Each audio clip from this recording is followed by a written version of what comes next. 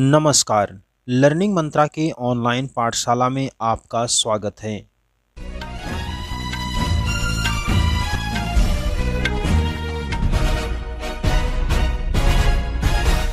आज के समाचार पत्रों में भर्ती और रोजगार से संबंधित तमाम सूचनाओं के साथ मैं विवेक मिश्र।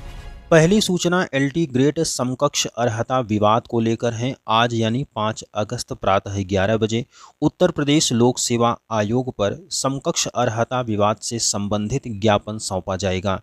आपको मालूम होगा 31 जुलाई को जब ज्ञापन सौंपा गया था तो सक्षम प्राधिकारी न होने की वजह से उसका खास लाभ नहीं हो पाया। आप लोग भी प्रातः 11 बजे उत्तर प्रदेश लोक सेवा आयोग पर पहुंच सकते हैं। भारी मात्रा में पहुंचकर अपने समकक्ष अर्हता विवाद से संबंधित सक्षम प्राधिकारी को ज्ञापन सौंपा जाएगा। अगली सूचना नई शिक्षक भर्ती के लिए चलाए गए अभियान से संबंधित है।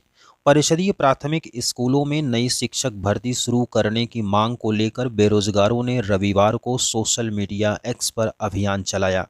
UP want teacher vacancy hashtag से अभियान में लाखों अभ्यर्थियों ने अपनी प्रतिक्रिया दी। बेसिक शिक्षा मंत्री संदीप सिंह ने पिछले दिनों विधानसभा में एक प्रश्न में जवाब दिया था कि प्राथमिक विद्यालयों में स्वीकृत शिक्षकों के 4,17,866 पदों में से 85,152 पद रिक्त हैं।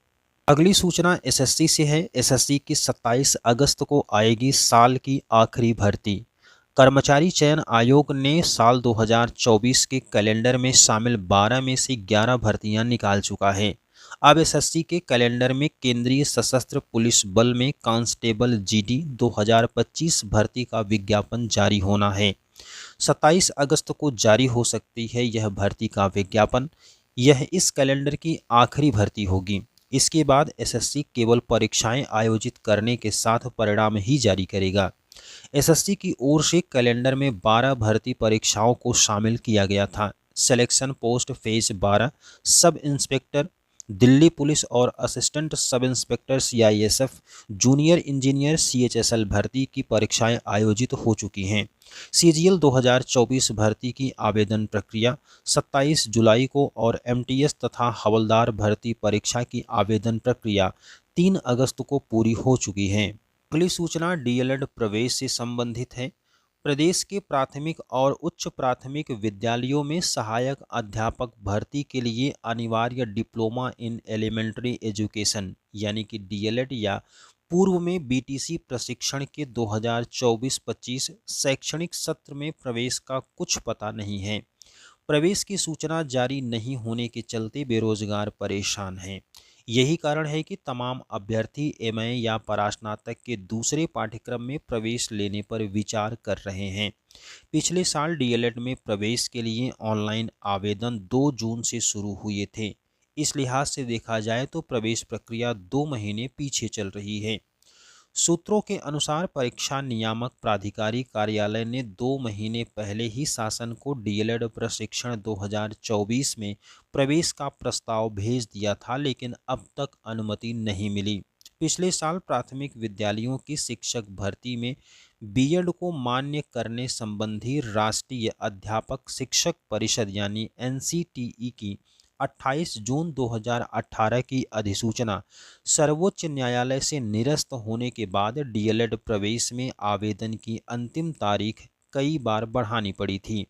हालांकि इसके बावजूद बड़ी संख्या में सीटें खाली रह गईं। यही कारण है कि इस साल डीएलएड में यूपी के अलावा दूसरे राज्यों के अभ्यर्थियों को भी प्रवेश की अनुमति देने पर विचार चल रहा है।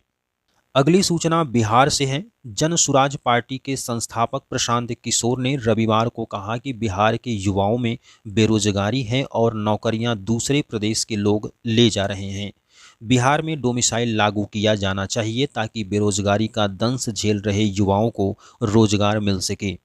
रविवार को पटना के बाबू सभागार में जन सुराज के आयोजित युवा संवाद को संबोधित कर रहे थे। अब अगर बात करें कि टीआरई 4.0 में क्या डोमिसाइल लागू होगा या नहीं होगा, तो ये सारी बातें डोमिसाइल को लागू करना या लागू न करना ये सब के सब राजनीतिक हथकंडे हैं। जिसको जिस तरीके से लाभ हो सकेगा राजनीतिक रूप से उसे ही यहाँ पर माना जाएगा। हालांकि अंतिम जो निर्णय होगा वो शासन और बिहार लोक सेवा आयोग को लेना है। अगली सूचना हाई स्कूल परीक्षा पैटर्न में होने वाले बदलाव से। राष्ट्रीय शिक्षा नीति 2020 के अनुपालन में कक्षा 9 और 10 में बदलाव करने से पहले यूपी बोर्ड विशेषज्ञों की राय लेगा।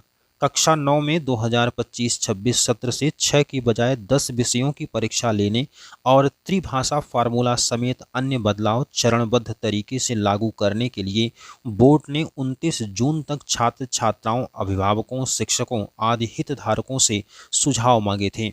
सुझाव मिलने के बाद बोर्ड अब सीबीएसई, एनसीईआरटी समेत शीर्ष शैक्षणिक संस्थाओं में कार्यरत और काम कर चुके चुनिंदा विद्वानों की कार्यशाला बोर्ड मुख्यालय में आयोजित करेगा, ताकि राष्ट्रीय शिक्षा नीति 2020 के संदर्भ में सुझावों को लागू करने और पठन पाठन का माहौल बेहतर बनाने की रूपरेखा तय की जा सके।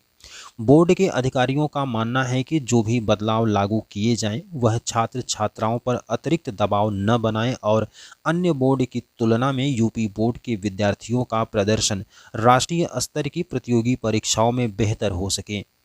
नए प्रस्तावित पाठ्यक्रम में विद्यार्थियों को कला शिक्षा क्षेत्र के तहत चित्रकला, रंजन कला, संगीत गायन या संगीत वादन में से किसी एक विषय का चयन करना होगा।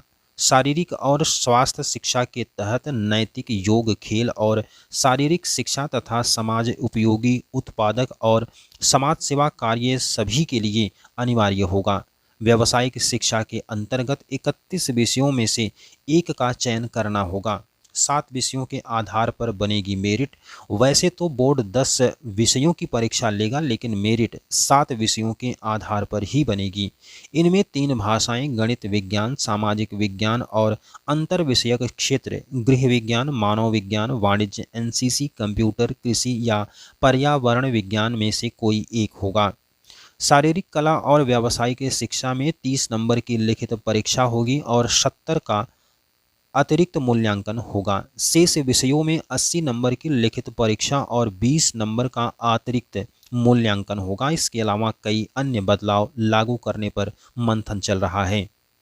अगली सूचना है पूर्णिया विश्वविद्यालय से। पूर्णिया विश्वविद्यालय की वेबसाइट हैक हो गई थी। रविवार की शाम कुछ देर के लिए पूर्णिया विश्वविद्यालय की वेबसाइट हैक हो गई। इससे विश्वविद्यालय प्रशासन में खलबली मच गई। बाद में तकनीकी टीम की सक्रियता से स्थिति सामान्य हुई। इस संबंध में कुलपति प्रोफेसर राजनाथ यादव के निर्देश पर साइबर थाने में प्राथमिकी दर्ज कराने की तैयारी शुरू कर दी गई है। पता चला है कि हैकर्स मलेशिया नामक संगठन ने पूर्णिया विश्वविद्यालय की वेबसाइट हैक की थी। तत्काल इसकी सूचना साइबर थाने को दी गई। और अब अंत में कुछ महत्वपूर्ण सूचनाएं इलाहाबाद विश्वविद्यालय में प्रवेश से संबंधित। पीजी के 9 पाठ्यक्रमों का कट ऑफ जारी, प्रवेश आज से होंगे प्रारंभ। इलाहाबाद विश्वविद्यालय ने जारी किया नया कट ऑफ। एलएलबी एलएलएम का अभी भी है इंतजार।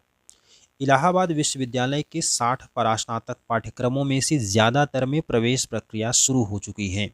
रविवार को 9 परास्नातक पाठ्यक्रमों का कट ऑफ जारी किया गया। इनमें सोमवार से प्रवेश प्रारंभ होंगे।